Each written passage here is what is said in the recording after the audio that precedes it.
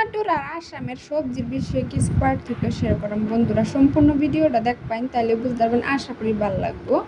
তো সবজি যেরকম নাকি ধরুন আসামও আর তামিলনাড়ু ডিফারেন্স, মানে সবজি তো একই, কিছু কিছু সবজি ধরুন আসামও বছরের মধ্যে একবার বাইরও, আর তামিলনাড়ু নাকি সব সবজি এনারা 12 মাস পায়ে থাকবেন। যেরকম নাকি শীতের দিন কবি তাই ঠান্ডার দিন বাইরও আসামও, আর এনদা 12 মাস ফাজা আম কাঁঠাল যেরকম নাকি মানে বছরে একবার ধরে এনদা কিন্তু 12 মাস আম জাম কাঁঠাল সব পাওয়া যায়। আর এনদা সজনাও 12 মাস পাওয়া যায়, গাছের সজনা 12 মাসও, আর আসামের সজনা বছরে একবারই ধরে, মানে এই তরি।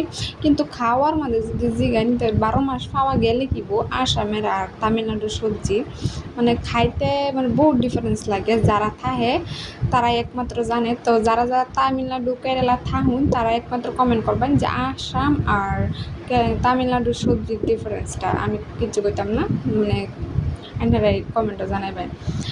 আর এই যে দেখতেছুন আমি খিচুড়ি রান্না লেগে বাও করতেছিলাম সবজি দিয়ে এরা। তো হ্যালো ফ্রেন্ড, আমার নাম রেসপিনা, আমি তামিলনাড়ু থাই। সবাই দেখতেছেন তামিলনাড়ু থেকে আমার মিনি ব্লগ।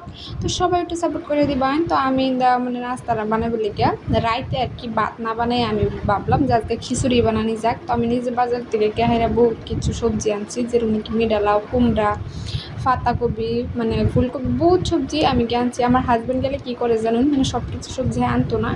বেড়ানের বাজার করা মানে বেটেনের পছন্দ না, আমার পছন্দ না। তো আমি নিজেই গেছিলাম গেহারে বাজার করে আনছি। তো ভাবলাম খিচুড়ি বানানি যাক, কারণ আমি একটু খিচুড়ি খাই বেশি ভালো হয়, কিন্তু আমার হাজব্যান্ড একদমই খাই পারছে না, তার কি বাতি লাগে।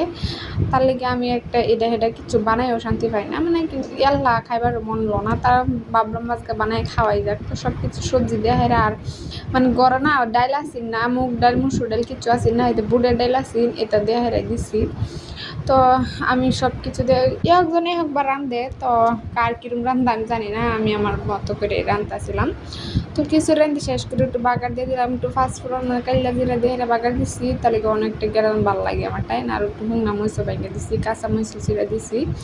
তরুণকে আমার এবার খিচুড়ি খায় না অনেকটাই ভালো লাগে। তো আসামও খিচুড়ি থাকতে আর কি কয়দিন পরে পরে আমি খিচুড়ি রান্ধা খাইতাম, কিন্তু তামিলনাড়ু আইসি থেকে একদিনও খিচুড়ি খাওয়া মানে হইছেই না। তো ভাবলাম আজকে খাই দেখি। তো বহুত দিন হয়ে গেছে, 1 বছর হয়ে গেছে তামিলনাড়ু আইসি, মানে একদিনও খিচুড়ি রান্ধা খাই দেখছি না। তো আজকে আমি ফাইনালি খিচুড়ি রান্ধেই হারলাম। তো বাগার দিলাম ফার্স্টে একটু তেল দিয়ে হেরে মানে বয়াইছিলাম, তারপর যে দইনা পাতা কয়েকটা আছে দিলাম কইলা হেরা। তো অতটা মানে খিচুড়ি কুকার রান্নার চাইছিলাম, কুকার না আসছে না, সবজি বেশি হয়ে গেছে গা, মানে কি কই আমি একটা দুইটা সবজি দিছি তারপরে দাও। তো ফাইনালি আমার খিচুড়ি হয়ে গেছে গা, আমরা দুজনে খাইছিলাম। খিচুড়িটা না অনেকটাই টেস্ট হয়েছে, বহুত দিন পরে যেহেতু খাইছিলাম। তো আমরা দুই মা যে খাইতেছিলাম বইয়া, তো এনো তো লাউয়ের সবজি সবসময় বেলা থাকবেন, সুস্থ থাকবেন, আল্লাহ হাফিজ।